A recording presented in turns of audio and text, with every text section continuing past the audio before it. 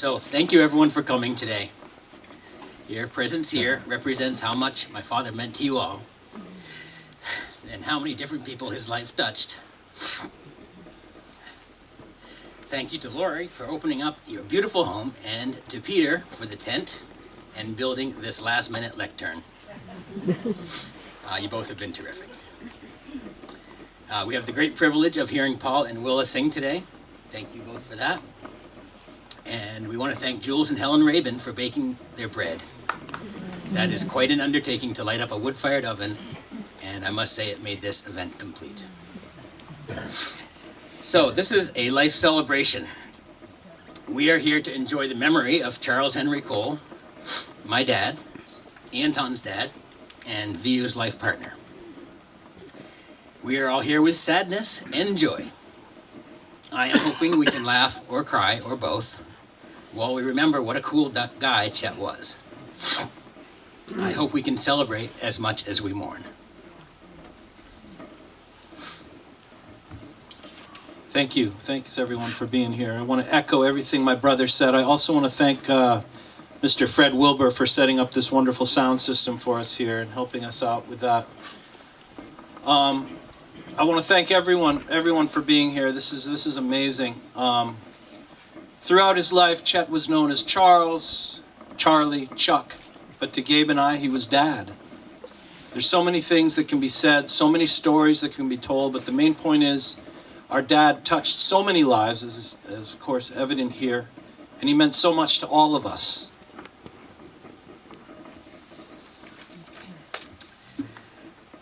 So this is the second piece that I've written about my dad.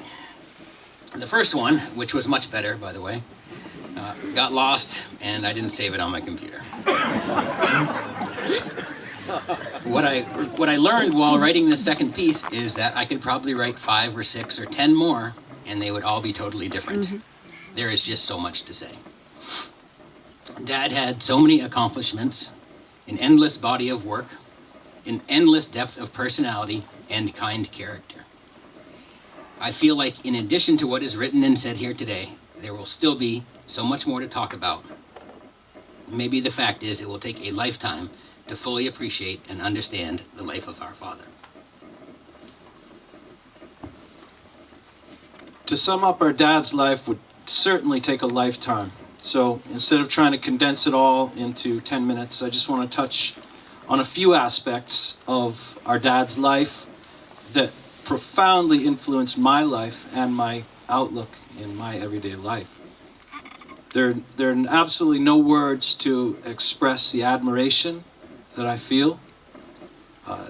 Dad was a consummate artist and craftsman. He was the real deal. His craft permeated his life in every way, every day of his life. Dad had the uncanny ability to see an item and transform it into a functional work of art. In his hands, Heineken bottles could be melted down, made into the official Vermont bicentennial bottle.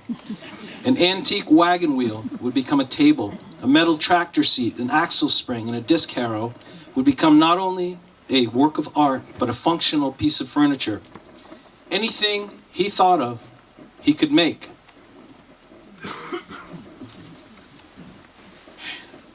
Some of my fondest memories as a young boy are holding my father's big, warm, and often dirty hands. When I was a little boy, at night we would take a bath together in the clawfoot tub and pour water over each other's head from an old pitcher. Back then, I had no idea how special that was. I would go to bed clean and tired every single night. It seemed like we did everything together. I always tagged along with him, riding on the tractor, cutting firewood in the woods, haying the field, making glass, and fixing everything. After work and being outside all day during the summers, Dad would usually take us to Marshfield Dam, swimming, boating, water skiing. Summer days were full from morning until night. When I was about 6, Dad decided to get Anton and I mini bikes.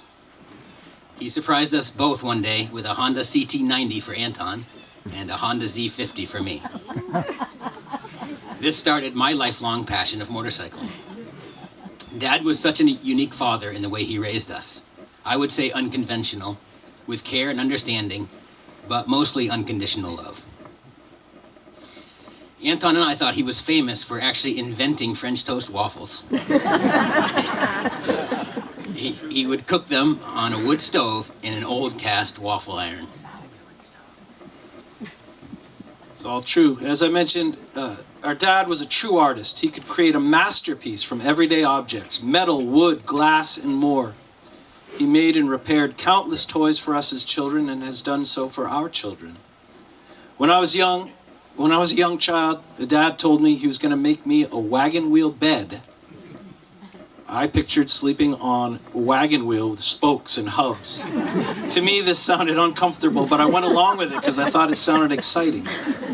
What he meant, of course, was not sleeping on wagon wheels, literally, but a regular bed with a wagon wheel headboard and footboard. I was both disappointed and relieved that I would not be sleeping on these spokes and hubs. And this was my bed throughout my childhood. Growing up in Marshfield, there were many people that would stop by the farm. People that were like aunts and uncles to me. People like Rick and Rhea, who I've known forever. I always thought they were one person. Rick and Rhea. Bob, Lou, and Alan were some of my favorites. These guys were like everyday uncles and dear friends of my dad's. It seemed like they would stop by all the time and always gave me time. Alan took me fishing, I bet, 100 times. Lou tells stories of the 60s when he and my dad would bury booze in the backyard of Dad's cabin. I would like to do an archaeological dig of that cabin someday. I'm hoping Lou Christie would recite the story of him riding on the back of my father's Honda Dream 305 from Roxbury, Mass. to Goddard College. Bob Silverstein was always an enigma to me with his New York accent, but I always enjoyed our back and forth banter. He called my dad a pain in the ass, and my dad always thought he was grouchy. They were real friends, to be sure.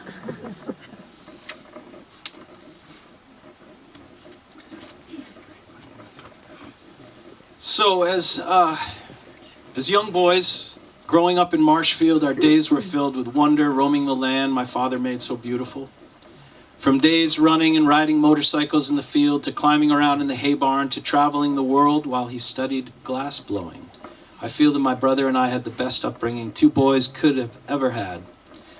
Our dad had an interesting discipline style.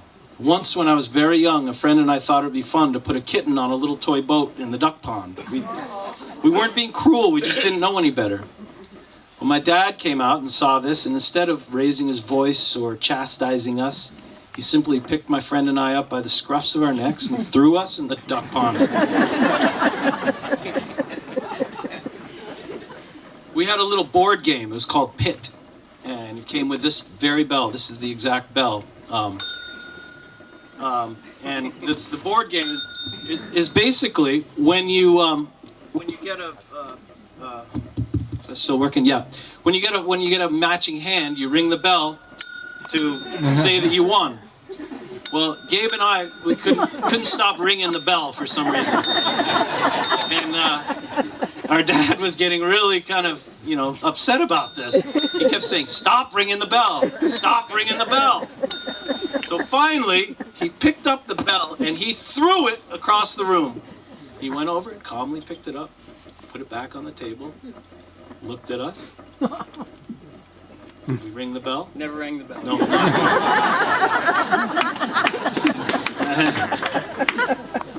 So we keep going with this. Later on in my teens, I made a pot pipe out of a kazoo. And I would hide it in the glove box in the junk VW up in the field. Well, apparently, Dad found it, and one day he never said anything about it, but I went to look for it one day. It was gone. But written on the dashboard in magic marker was, "Anton, I found your pot pipe." Never said a word about it, nothing, that was it. That was his discipline style. A few years ago, few years ago, he sent us his usual annual Christmas box with a bunch of things in it, and inside it was a brand new kazoo. It was brilliant. I think we're cutting out here. Is that possible?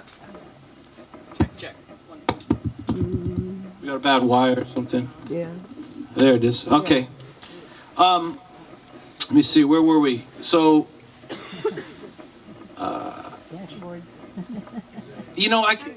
you probably always, I'm sure many of you know, Chet had this certain sparkle in his eye. It was always there when he did something prankish or, had something to say. There's so many great stories growing up with my dad. It would, like I said, it would take a lifetime to tell them all.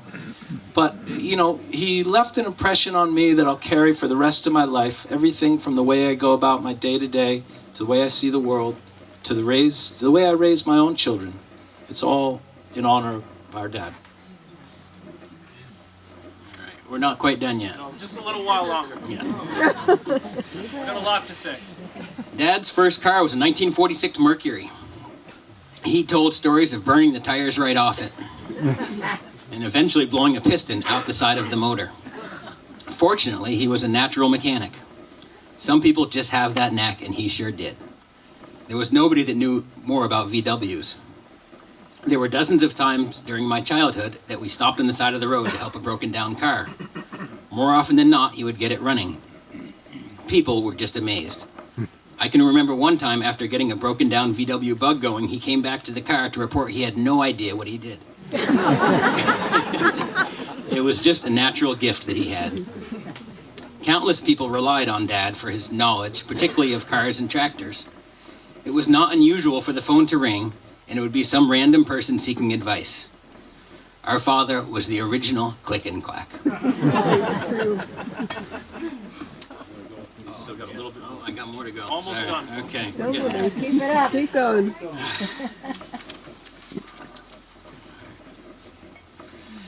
So Dad's passing has left a hole in our lives. The way I plan to carry forward is to keep on doing the things he taught me. To be kind and gentle. To be helpful and resourceful and creative. To work my ass off. To be the best father I can be for my children. To enjoy riding my motorcycle and teach that skill to others.